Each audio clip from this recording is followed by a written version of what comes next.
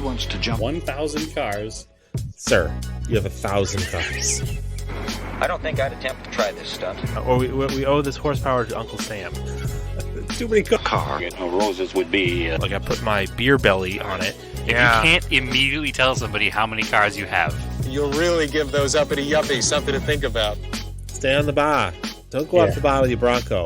1980 Volvo horns. What's right? I want to have a man's coolant. And he's like, oh, I thought it'd be small. It's for a small car. And I'm like, yeah, but it's still an automatic transmission. They're never going to be light. It's definitely going to have to crash. Starting off with Brad buying another car. That's the West. Internet. Is this a Nigerian oil print? I also wish you drove a Tan Camry. Anyways, Anyway, that's a horrible, very horrible podcast content. very Talking about a picture. inside joke.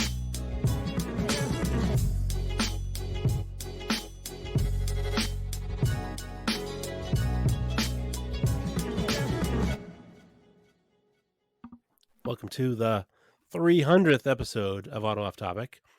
What's going on, Brad? Oh, not too much, Andrew. I'd like to point out this is the 299th episode, only because our special 200th episode never saw the light of day. There's like 3 or 4 lost episodes, but according to the hosting, we were at 299. So if that's the case, this is the 300th hosted episode, which means it's That's our right. 304th recorded episode. Okay. We All don't right. count those. But That's anyways, you don't just have to listen to us tonight. We've got a guest on, Patrick Guzowski. Hey guys. What's up, Patrick? Hey, thank you so much. It's an honor to be here for your 300th hosted episode. Yes. Thank you for getting the specifics right, Patrick. I appreciate that.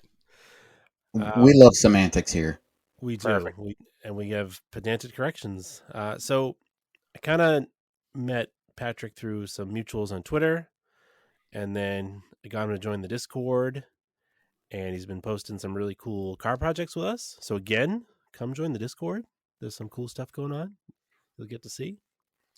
Yeah, Patrick has gone and out obscure card me, so we need a little obscure car competition here. I think we'll get to that in a little bit, but I promise none of you will see it coming.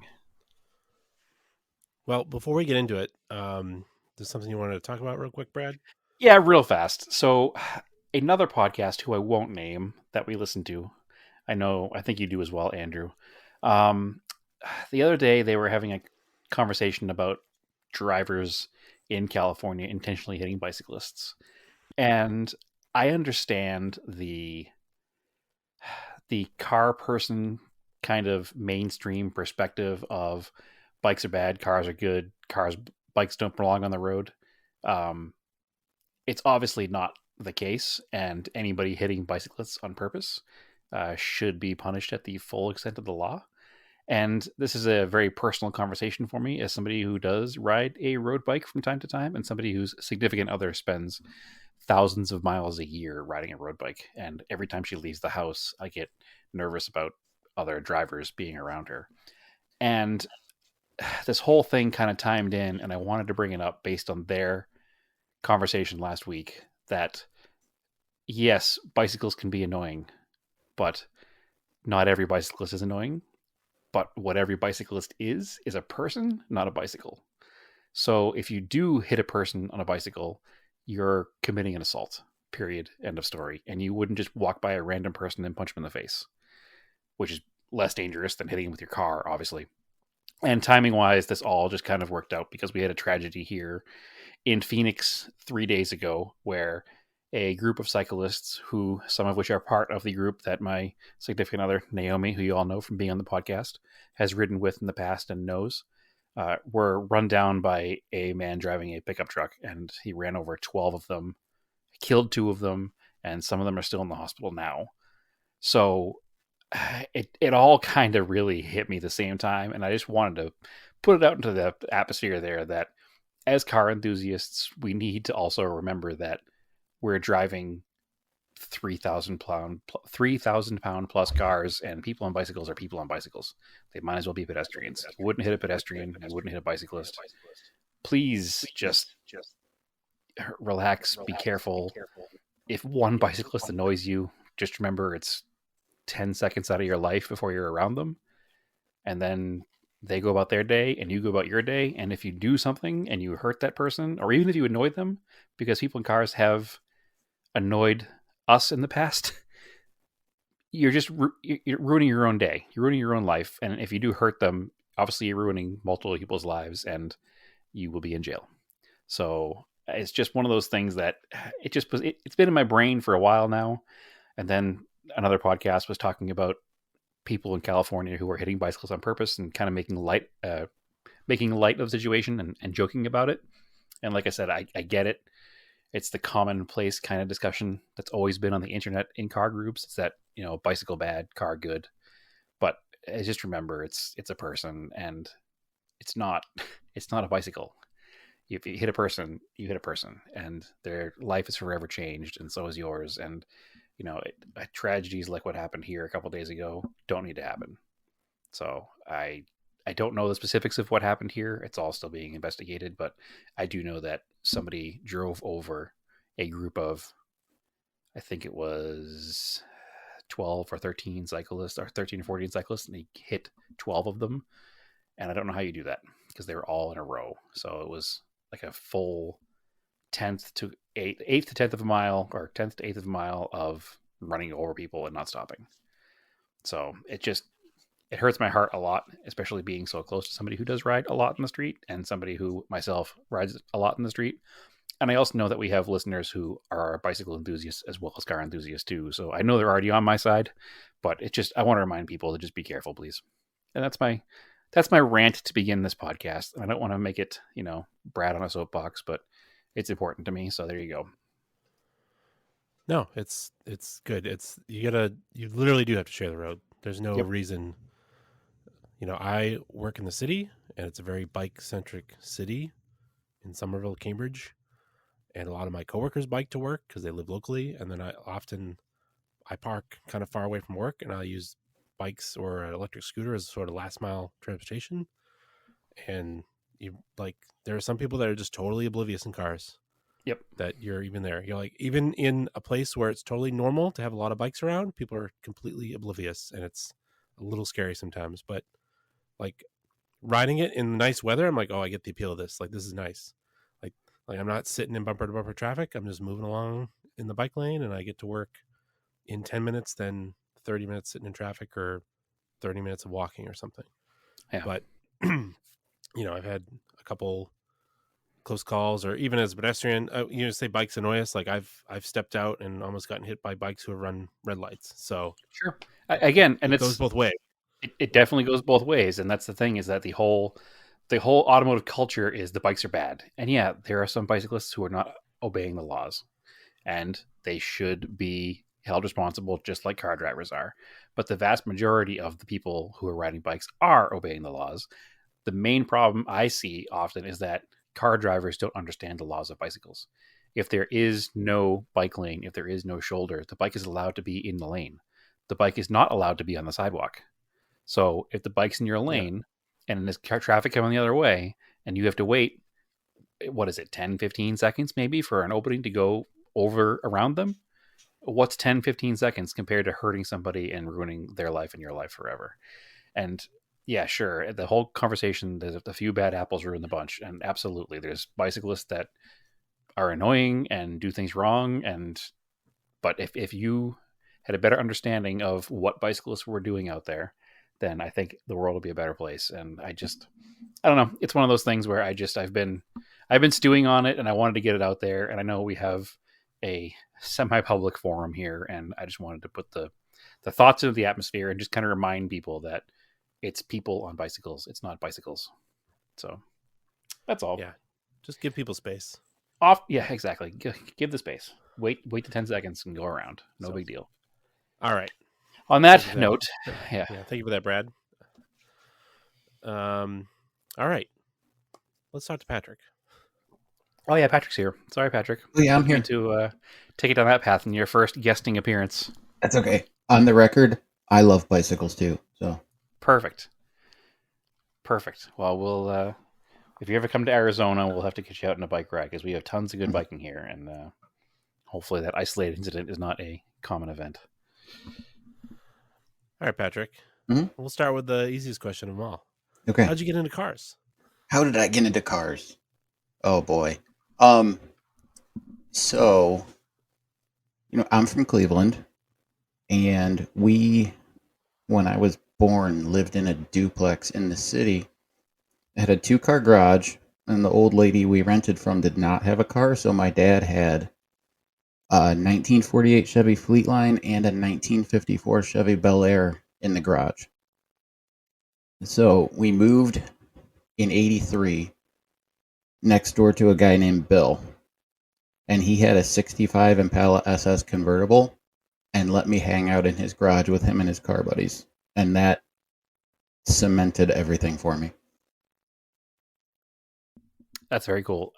My father will, I'm sure, listen to this and correct me, but I think we also had a either 48 or 49 Fleetline when I was a kid, and that was one of the first cars that I remember having a connection to and falling in love with. And he often tells the story of when he sold it, me crying at the window watching it drive away.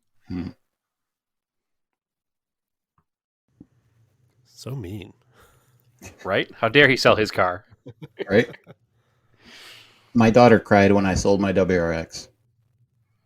Okay, So- well, she was just, she didn't realize that you were selling it before the head gasket let go, so it's fine.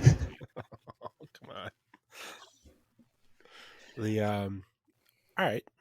So you said you got into cars through muscle cars Yes. and you sold a WRX. What kind of cars do you like then? It's kind of a loaded question. It's a very loaded question because you guys know that my tastes are all over the board. My first love is probably 50s GMs. The 54 that I told you about, my dad, when I turned 12, told me that when my mom got pregnant and they knew it was a boy, which, how sexist is that, bought that car to give to me before I was born. So he gave it to me when I turned 12. So I've been around the 50s GM stuff my entire car life. So now I have that 54 and a 57. But then I started going to the cruise nights with all the old guys and getting into the muscle cars. And then Gran Turismo happened and I got exposed to everything Japanese. And it's kind of all been this weird mishmash in my garage ever since then. We all share that similar story. Our parents got us into the American muscle cars, or in my case, also some British sports car stuff. And then all of a sudden, Gran Turismo, and it's the same thing for anybody who's in our age bracket. I think we had no. The way PS1 was like the end of me. Yeah, we had no way to be exposed to that stuff until that happened. And once that happened, it was like, oh, there's these cars that are more than just do-up music and drag racing. Yeah. And that was a huge, a moment for all of us, I think. And now obviously our current car collections sort of go with that. And I, again, not to play same, but I have the, similar story of my dad bought a car for me to have when I got older, and it's the Camaro that I still have today. And you have that Chevy that you still have today. And I think that's a really cool thing to have done for us growing up. And it kind of really made it so we couldn't not be car people. Oh yeah. I did the same thing. When my son was 7, we were watching an auction and he talked me into buying him a 41 Studebaker. So that's in my buddy's mom's barn waiting for him to get old enough. Excellent. That's excellent. Unfortunately, I don't have a son to do that for, but Andrew, you'll have to carry the torch. Maybe. We'll see. Well, Marco seems to be obsessed with cars, so you've already He is. you're already well on your way. All right, cool. Patrick, what we've seen you wrench on a lot of cars. Like, what kind of appeals to you about working on cars? Ooh, let's see. At first, it was because I was poor and could not afford to have people work on my cars. A lot of stuff went down right around the time I started driving, and we did not have much money. So when stuff broke, I had to figure out how to fix it. But now, with the dawn of the internet and being on the car forums, like literally since the late 90s, I love sharing the stuff I do with people and seeing their reactions. Even like way back, 99, I bought a 80 Camaro that was wrecked in the mid 80s and sat for a long time. And just resurrecting that and seeing how people responded to it kind of fueled all of the stuff that has built to what I do now. I think that the internet and the forum life, it really has helped a lot of people start working on things because it gives you accountability. You're not just by yourself in a garage working on something. You're showing your progress and people see what you're doing, and you're kind of held to that standard of, okay, now I have to finish this. And I had that similar conversation, as listeners know. I've been working on that Merc Core for the past few weeks and being very frustrated with it. I'm not going to go into project car updates right now, but it does run. But the kind of push that I had to continue doing it was being in the Discord group, being on Instagram, and giving updates, and people asking and questioning, and other people wondering what was going on with it kind of keeps me motivated to do it. So I totally get that for sure. Yeah. Which is one of the reasons that we kind of, meshed pretty well when we first met on the internet, because we were watching you build your most recent project you've been doing all this winter. And I don't know when you started it, because I didn't know you when you started it. Mm-hmm. But I think that now is a good time to talk about your current project and what the car is, and what style you've chosen for it, and see how many people listening even know what this particular car is. That project started May 4th, 2018. That was the date that I pulled it out of the Harbor Freight tent and put it in the garage and tore it apart. It's a 1958 Wartburg 311 limousine, and in German car speak, limousine just means a four-door sedan. Yes, definitely not very long. No. They're small cars. It's like 240Z footprint from above. Originally, it had a 3-cylinder, 2-stroke front-wheel drive.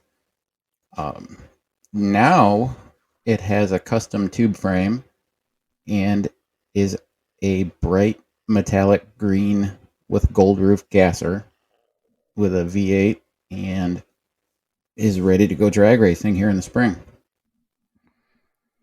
That's putting it short. So, That's very short. For those who don't know what a Wartburg is, it's obviously an East German sedan. Yes. So when you first showed pictures of it, I knew it was not a General Motors product, but the uninitiated would have a hard time discriminating it from like a 53 Chevy, at least in photographs when they can't see the size of it, because it looks to be like it would scale out to the same size as like a 53 Bel Air. Yeah. So it's obviously not if it's 240Z size, which I didn't even know, but no, it's based tiny. on the pictures I've seen, it looks way bigger than that. So that's even cooler that it's actually also tiny and V8 powered now. So probably similar to like a Henry J size. Probably pretty similar, yeah. It's funny that you went with 53, because my buddy Pete, he said when he first saw it, it looked like a scaled down 54. Okay, I mean 53 and 54 are pretty similar. They're the same car minus the grill and the taillights. Just the grill trim differences and stuff. So yeah, but that's what I saw when I saw the car initially. I said, "Oh, that looks like a slightly smaller, but not much smaller 53 Chevy." But learning now that it's the size of a 240Z, that's a very small car. And I probably use 50. Car. Yeah, it's cool. I probably use 53 because 53 and 54s are my favorite Chevys. So, well, cool. Brad, did you know what it was when you saw it? I did not know what it was. I knew it was German. I knew it was German. I couldn't picture out what it was. In my defense, it didn't have any trim or a grill that matched the car when I saw it first. So maybe I would have picked it out eventually because I do know what a Wartburg is. It was definitely in the condition it was in when I first saw it. I did not know it's got a gasser stance now. It's bumperless. Is the grill back in it now? I think it is, right? Yeah, the grill's in it. Okay. So it's got a full flip nose on it now. I mean, the thing is wild, and every bit looks the part if you were to build a 53 Chevy sedan into a gasser. Again, to the uninitiated, that's kind of what it looked like. So just picture a metallic green with gold roof, I think, right? I'm remembering correctly. Yeah. So metallic green with a gold roof, 53 Chevy in a gasser, and then just kind of squash it a little. And that's kind of what you have. So what motor's in that thing? It's got a 350 Chevy. It's very, very simple. I literally took it out of my dad's Roadmaster wagon when he was done with it and bought some Vortec heads on Craigslist for $80 and a used intake and a used $10 cam. And Perfect. slapped some new pistons in it so I could run nitrous. Okay. And that's the kind of thing where it's not really that important anyway, because building the car is the important part, and that 350 Chevy is such a common thing that you could build something else on the side and I could blow it sky high and not care. change it at a moment's notice. And I assume it's Yeah. backed by like a 350 turbo or a 400 or... Yeah, it's a turbo 350. It's actually the Buick pattern transmission with an adapter because my buddy's boss gave me the transmission for free. Nice. So it's a budget project, you're saying? Very budget. Initially, I wanted to take it to the Grassroots Motorsports $2,000 challenge and just show up and be stupid with a gasser. Okay. But in 2019, when it was clear that we were not going to get it done for that, just in time for the event, I gave up and spent a little more money on it, but I don't have more than like $3,000 in it. Excellent. Well, it looks very cool. It looks way more than $3,000, which is excellent. Is it all steel? Everything except the trunk lid. That's fiberglass. Huh. So I assume I you do made a have mold. the steel trunk lid. You made a mold of the original trunk lid, I assume? The guy I bought it from did. Okay. So 'Cause that's- it's got a weird story. If I could give you like the 1 minute synopsis. Right, give us a story. That's what we're here for. 2009, the 24 Hours of Lemons had an essay contest to give this car away. And one of the GRM forum guys won it. And the next year, they ran a Lemons race, a road rally from New York to New Orleans, and the $2,000 challenge all in the same year. And he essentially used like a Porsche 944 suspension, a VW transaxle, and a Subaru 2.2 in the back. Okay, so the car was already modified heavily. Yes, it was stock when he got it, and then he built it and had big plans, but then something else shiny caught his eye. Right. Just like a lot of us. He sold it. Somebody took it apart and couldn't put it back together. He bought it back just to save it from getting crushed, and then immediately contacted me because he knew I wanted it before. Excellent. Well, it sounds like it was wild before. I'd love to see pictures of the before as well. I didn't know it had that story. I thought it went from a field somewhere and then got passed around a bunch till you got it. I didn't know there was No, an in-between it's thing. led a heck of a life. I mean, it's probably the only Wartburg that made it to America and was modified for any kind of motorsport. I would think so. I think, honestly, most of the other ones are in Los Angeles. Was there ever an Because official there's a import guy of out them? there that runs a website called WartburgUSA.com, and he owns like a whole backyard full of them. He has all of them. Just about. Okay, so he's like he's like me with Dodge Colts. He's the Wartburg guru. Okay, if it's yeah. Weird. I was gonna ask if there was like an enthusiast base, but it's just one guy. It's just Victor. Say somebody has to be. So does he share his opinion with you of the car? Does he like your car or is he anti your car? Oh, he's been to my house. Okay, good. So likes he it. enjoys that it was getting saved instead of crushed. All right. Yeah, that's the argument I have with Lemons cars all the time. Like some of them I think are a shame, and some of them I'm like, well, it would just be crushed otherwise. So, yeah. Now you've competed yourself in the $2,000 challenge, have you not? I have I don't think we've had a 4 guest times. on. I don't think we've had a guest on yet who has. So, Hmm. do you have any one particular car you want to tell us about that you built for that and how the event went down? I had, let's see, 2015. I bought a 280Z out of a field in southern Ohio and slapped it together and went and did really poorly, but learned how the event worked. I feel And like the that's next year, the common Yeah, start for that. Yeah. so the next year I went back and did a little bit better. And then in 2017, we went back with like actual proper tires and testing the car more than driving it onto the trailer before the event, and got on the podium and brought home a trophy. Excellent. What was the car powered by? Was it still a 6-cylinder car or was it? No, I did a complete budget 5.3 LS with nitrous. I bought a $500 Chevy Express taxi van with 428,000 miles on it and slapped the drivetrain in the car with a nitrous kit. And I bought some used road racing Hoosier slicks for the autocross, and I had used drag slicks for the drags. This all sounds like so much fun, and I'm jealous that I've never done any of that stuff. I've always been interested in the $2,000 challenge. I remember reading about it back in the late '90s. I think it was the year 2000, wasn't it? Yeah, 2000. 99. Yeah. Or 99 was the first one. Yeah, it was the $1,999 challenge. Then every year it went up by $1. Yeah. Something like I think initially it was the $1,500 challenge. Oh, was it? But then Inflation caught up. in 2000 they changed it. I know that there are some seriously fast cars that have been built within the rule spec, and I'm sure there's some fudging of numbers here and there, but the general camaraderie and the general, competition always seems to be pretty close to the actual number. Yeah, From an outsider's perspective. generally speaking, from the inside, the people that really do well at the event are the ones that don't BS their numbers. Okay, So so cheating. They're very transparent. Cheaters never win. Right. The people that cheat don't stick around long because they realize that they're cheating and they can't hang with the people who are actually doing it right. They're not having a good time.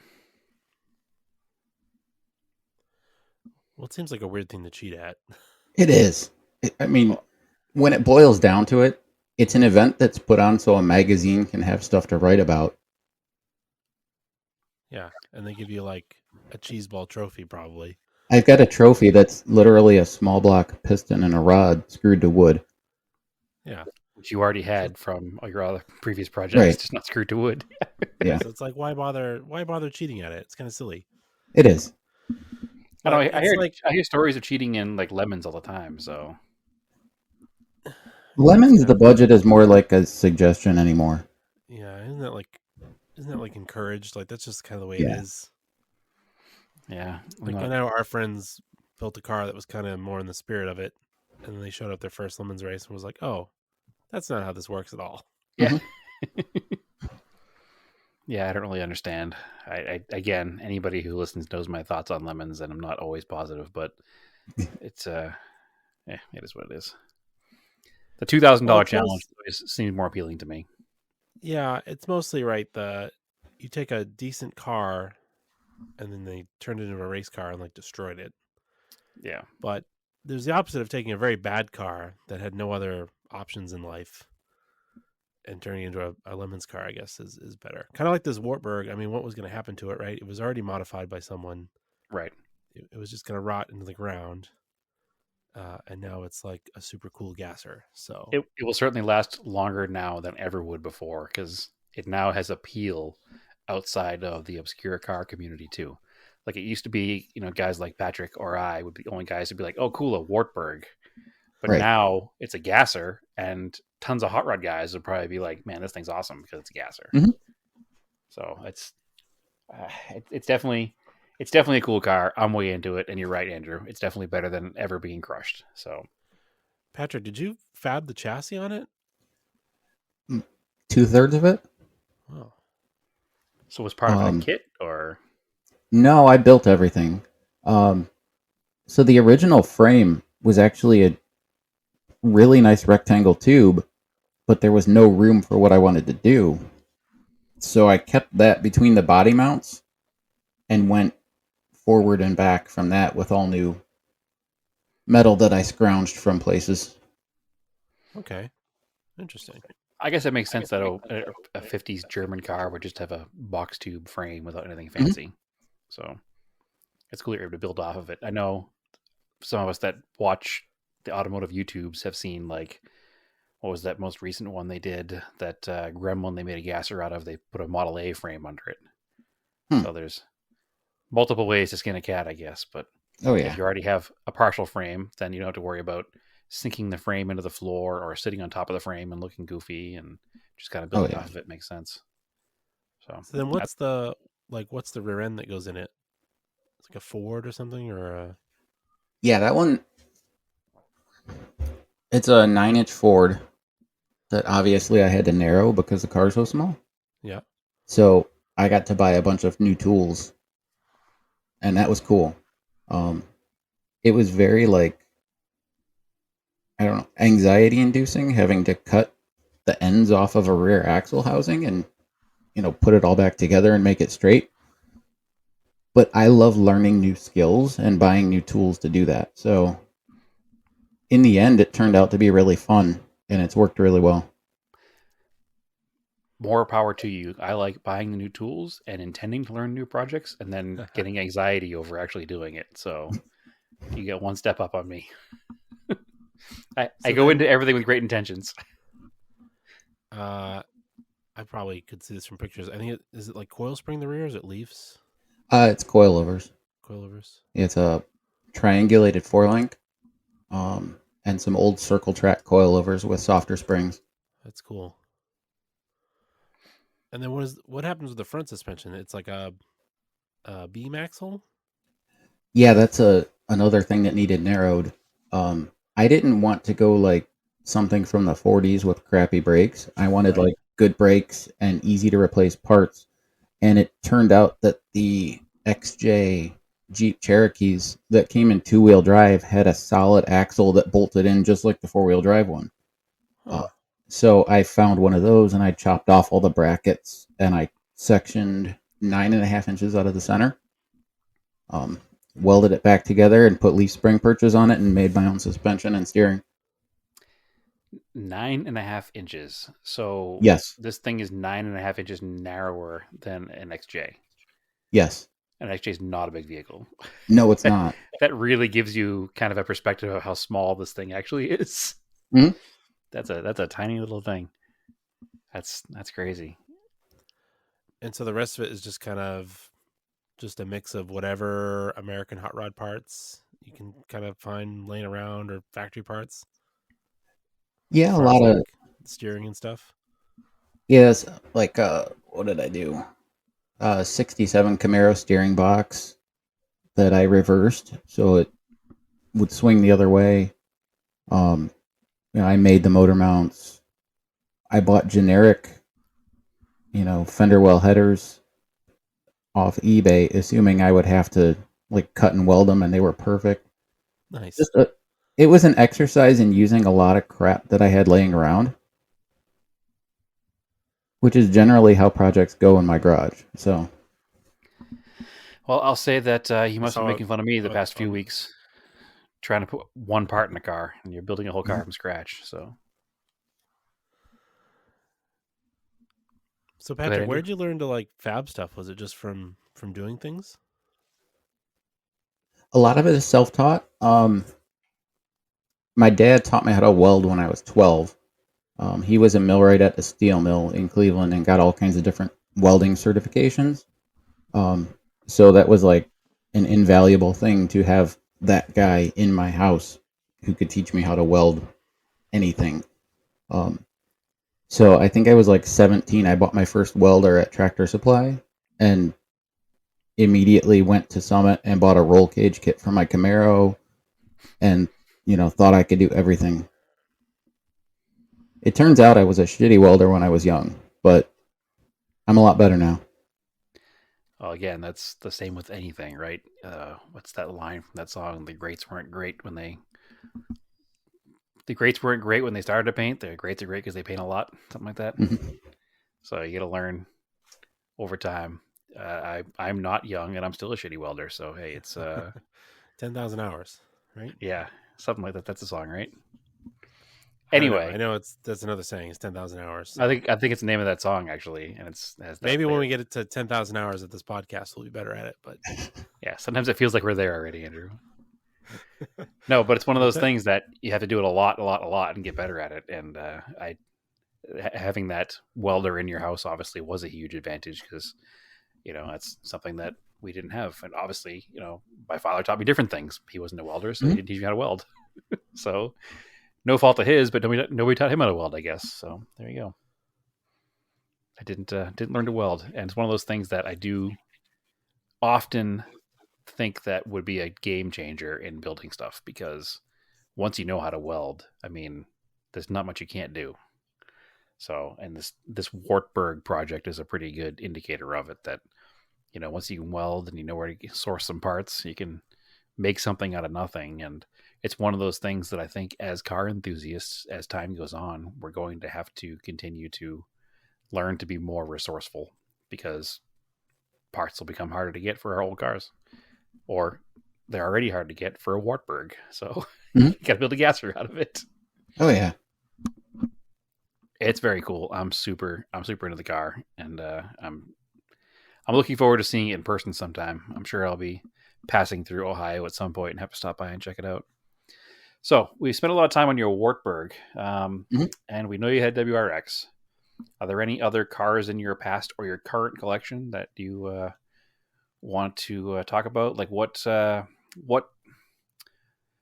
general kind of car that you've owned? Have you had more muscle cars than import cars? Have you had kind of a 50-50 mixed bag? I think I've had more trucks.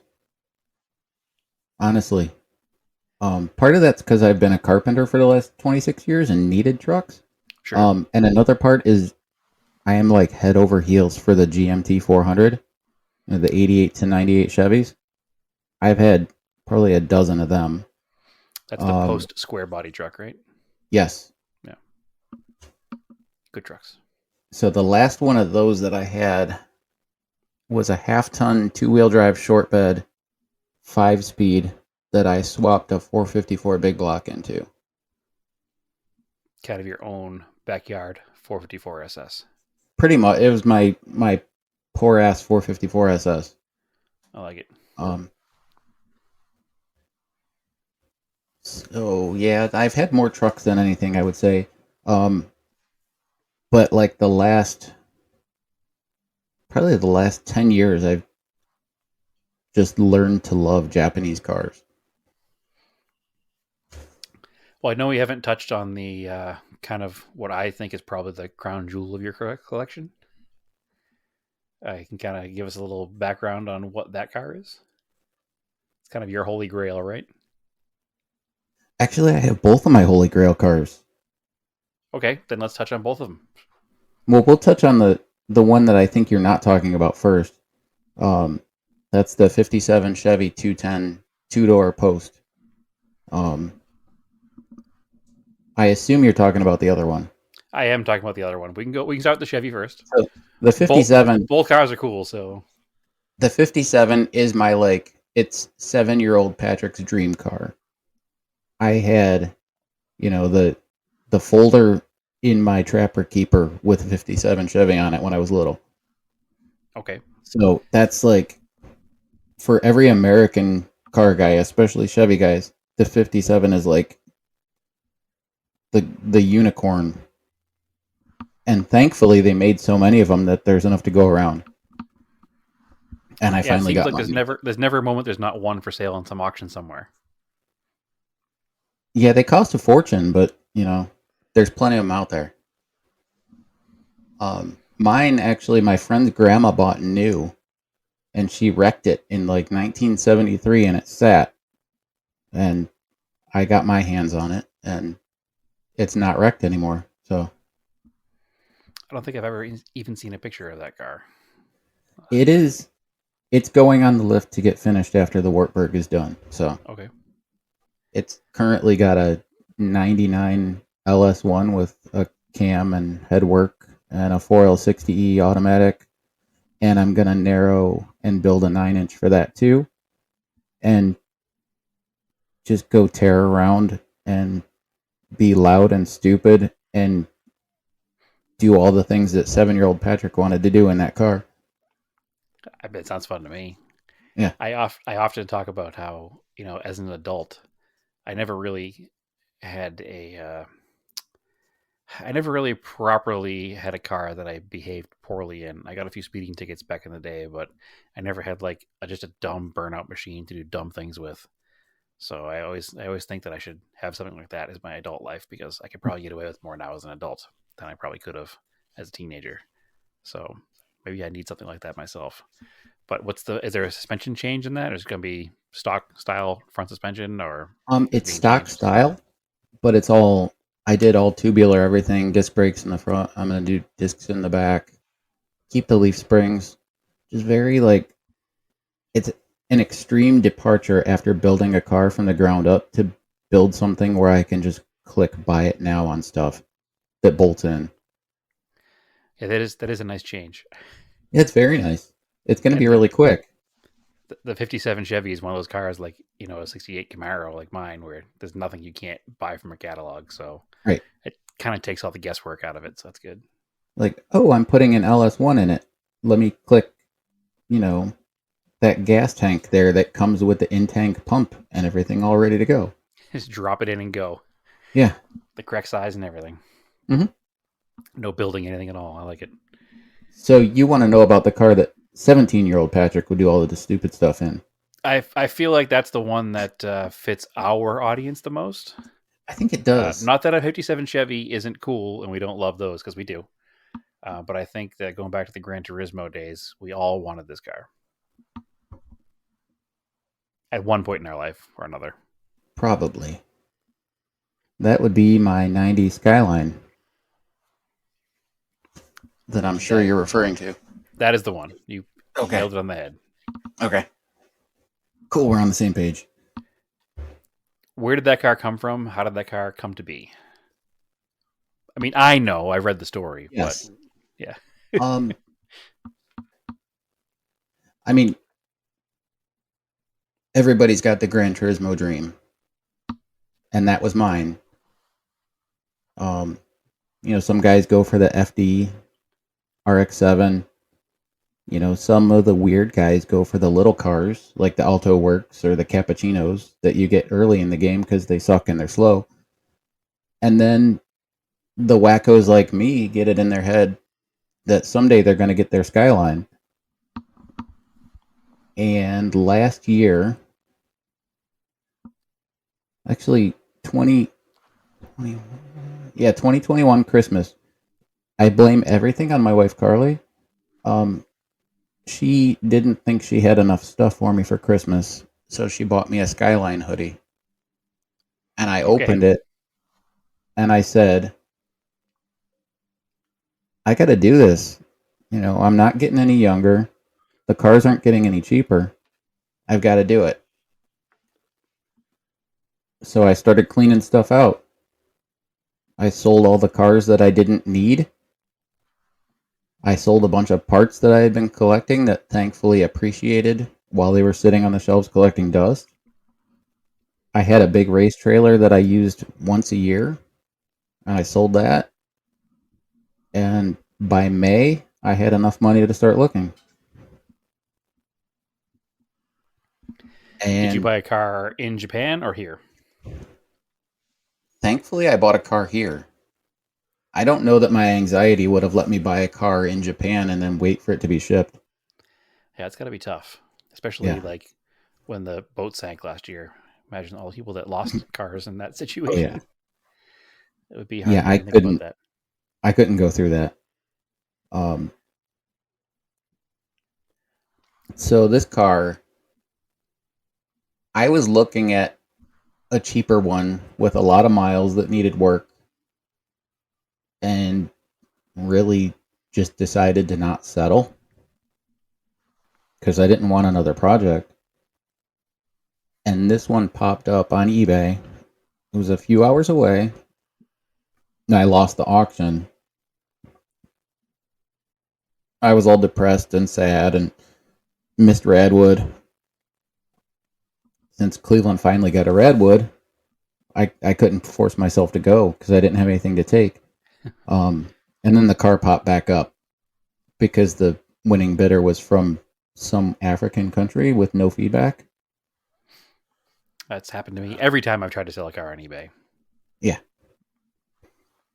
So immediately I bid right to the reserve and messaged the guy, and I said, I'm serious. You know, I'm 3 hours away at the most.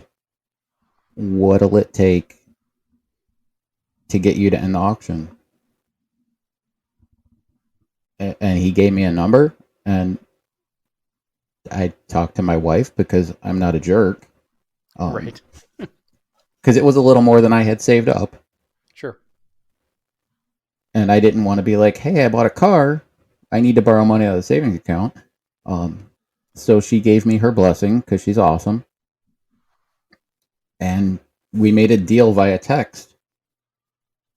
And I said, okay, I will be there with a plastic bag full of cash Saturday morning with a trailer. And that was a Wednesday. Then I didn't sleep Wednesday night. And I didn't sleep Thursday night.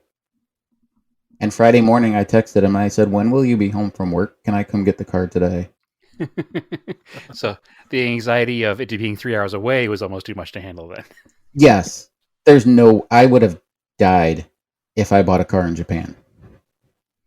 Awesome. So I hooked up the trailer and I essentially met him at home when he got home from work. It felt like a weird drug deal giving somebody that much money in a sandwich bag. Yeah, it never feels comfortable. Especially But 'cause the you guy never was know. awesome. You know, the car was everything he said it was. And, you know, I couldn't thank him enough for being cool and not, like, lying about stuff. So you say you looked at some that were not as nice. What are the specs in this car? This is a GTST, so it's not a GTR. However, at some point in its life in Japan, it had a 94 GTR engine swapped in. It's a manual, obviously. Rear-wheel drive. It's got a documented, or it's documented with like 16,000 miles. We pulled the Japanese equivalent of Carfax and got it all the way back into the early 2000s, and the mileage like checks right out. This car was somebody's toy since it was new. So it's got the RB26, the twin turbo. It's got a rare, like, discontinued aftermarket rear gear set. So they're 513s, which means driving it on the highway is kind of annoying. But it's dumb fast. Yeah, it's stupid quick. Like, it'll light the tires in third gear. Excellent. I mean, whoever had it over there had a lot of quality work done or really knew what they were doing. So it's got a GTR front bumper, carbon fiber hood, GTR rear wing. It's got metal fender flares that are like welded in and formed to the body. It's got a lot of like really nice period correct just stuff, like modifications. You know, some early 90s Recaro seats. I switched out the steering wheel because he had like a orange Drifty Boy eBay steering wheel on it. I had a vintage Izumi Japanese wood steering wheel that I bought in the 90s, knowing I wanted a Skyline. So I put that on. And I changed out the wheels for some Nismo LM GT4 wheels that one of the GRM forum guys was very generous with. Yeah, that's an expensive wheel. Yeah, it is. Yeah, I did not pay market value for them. That's good. 'cause And you I paid feel less than kind that of for cars. bad Yeah. about what I paid for them. Well, at the end of the day, he sold them to you, so and you're using them. It's not like you bought them to flip them. Yes. You could feel bad if you bought them to flip them, but No, you wanted I them, couldn't do that. if you wanted them and you're using them, then I'm sure he's happy that they're being used. So He works for Nissan and wanted to see them on a Skyline. yep. There you go. So I fulfilled his dream for him. Yeah, we've all done that. I've given cars away for free just to make sure they got to the right hands. You know, Oh, yeah. it's not ideal financially, but at the end of the day, it makes you feel better about the car. And I'm sure you're of the same mindset as the rest of us that these cars in our yard or garage aren't currency. They're our lives, our passion, and Right. I'd rather a car go to a good home than make $1 million on it. Don't get me wrong; it's nice to make money on selling stuff sometimes, but Yeah. there's some stuff you just care about, and you have a hard time seeing go to the wrong hands, and knowing the right person is getting it makes all the difference in the world. It's the whole reason I sold my Galant earlier this year, or end of last year, or whatever it was, just because somebody who I knew would take care of it was buying it, and there was no. And did I lose my shirt on it? Sure did, but life goes on, right? So Oh, yeah. I sold my Q45 for way less than I could have because it was going to a young enthusiast who was in love with it. right. Can you give If you Andrew want some a big one, I advice? got one for you. Can you give Andrew some advice in selling a Q45?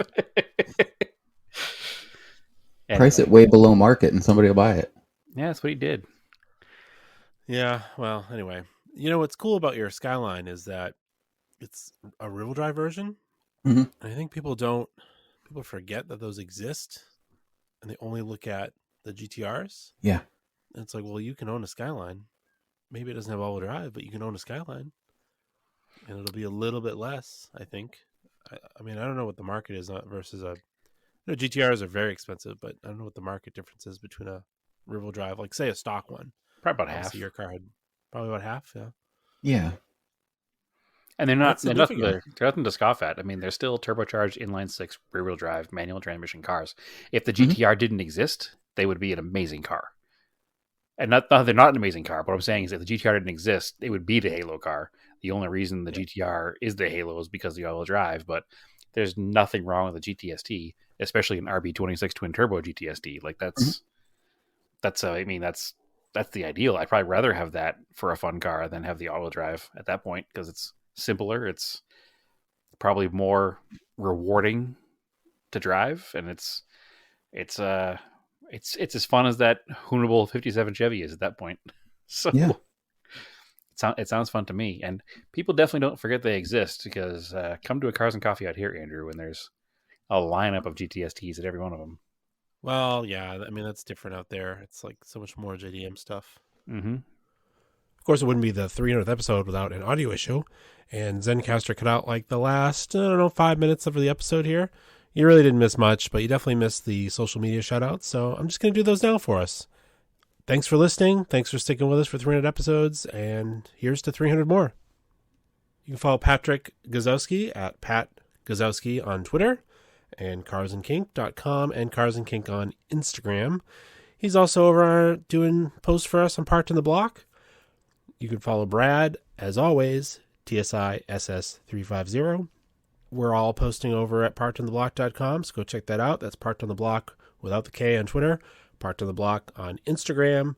We've also got Auto Off Topic on Instagram. Go follow Auto Off Topic on Twitter.